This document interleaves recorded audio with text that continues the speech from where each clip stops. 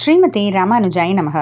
கீதாசாஸ்திரமிதம் புண்ணியம் யஃப் படேத் பிரயதஃப் புமான் விஷ்ணோஃப் பதமவாப்னோதி பயசோகாதிவர்ஜிதः.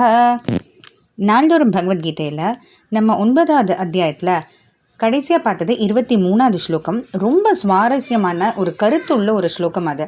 அதில் தான் பகவான் எப்படி யாரும் எந்த தேவதைகளை வேண்டினாலும் அது தன்னையே சேரும். ஏன்னா அவர் தான் எல்லா தேவர்களுக்குள்ளேயும் அந்தராத்மாவாக இருக்கார் அப்படின்றத ரொம்ப அழகாக விளக்கினார். அதுக்கு நம்ம அழகான ஒரு ஸ்லோகமும் பார்த்தோம். எப்படி ஆகாயத்துலேருந்து விழக்கூடிய அந்த மழை துளிகள் நதியில் போனாலும் சரி, குளம் குட்டை எதில் போனாலும் கடைசியில் சாகரத்தில் போய் முடியுதோ, அதே போல் எல்லா தேவதைகளுக்கும் நம்ம கொடுக்கக்கூடிய நமஸ்காரங்கள் கேசவன் அப்படின்னு சொல்லக்கூடிய பகவானுக்கே போய் சேரும் அப்படின்னு. இப்போ அதையே இன்னும் கொஞ்சம் விரிவாக 24வது ஸ்லோகத்தில் பகவான் விளக்குறார். அஹம் ஹி சர்வ யஜ்ஞானாம் போக்தா ச பிரபுரேவ ச நது மாம் அபிஜானந்தி தத்வேநாதஸ்ச்யவந்தி தே.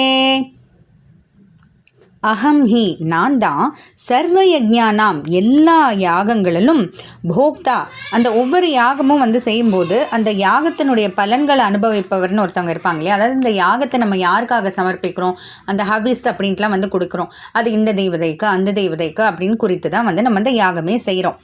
அப்படி இருக்கும்போது அது எல்லாத்தையும் பலன் அனுப்புறது நான் தான் அப்படின்னு சொல்கிறாரு. எப்படி நம்ம தான் ஒவ்வொரு யாகம் ஒவ்வொரு தெய்வதைக்குன்னு செய்கிறோமே அப்படின்னு கேட்டால், எல்லா தெய்வதைக்குள்ளேயும் பகவான் தானே அந்தராத்மாவாக இருக்காரு. அதனால் அந்த எந்த யாகமாக இருந்தாலும் அந்த யாகத்தினுடைய பலன் அனுபவிக்கிறது நான் தான். அது மட்டும் இல்லை, பிரபு ஏவச்சனா அந்தந்த யாகங்களுக்கு பலத்தை யார் கொடுக்குறாங்க, அந்தந்த தேவதைகள்னு கிடையாது. அந்தந்த தேவதைகளுக்குள்ள அந்தராத்மாவாக இருந்து நான் தான் அந்த பலத்தையும் கொடுக்குறேன். அப்போ எந்த யாகமாக இருந்தாலும் அந்த யாகத்தினுடைய பலனை அனுபவிக்கிறதும் நான் தான், அந்த யாகம் செய்பவர்களுக்கு பலத்தை கொடுக்கறதும் நான் தான் அப்படின்னு சொல்கிறாரு. ஆனால் இது என்ன ஆகுது, நத்து மாம் அபிஜானந்தி, இந்த மாதிரி நான் தான் பலத்தை அனுபவிக்கிறேன் பலத்தையும் கொடுக்குறேன்றது யாரும் தெரிஞ்சுக்கிறது இல்லை. தத்வேனா, ஏன்னா என்னுடைய உண்மையை அவங்க புரிஞ்சு கொள்ளவில்லை. என்னுடைய உண்மையான ஸ்வரூபம் என்ன, உண்மையான என்னோட நிலை என்ன, பெருமைகள் என்ன அப்படின்றது யாருக்கும் தெரிய மாட்டேங்குது.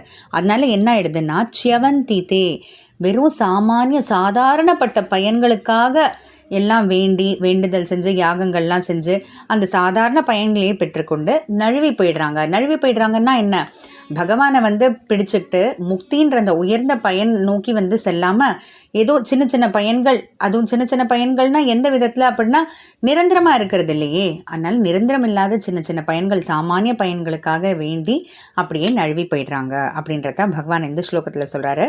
தொடர்ந்து பார்க்கலாம். ஜெய் ஸ்ரீ கிருஷ்ணா.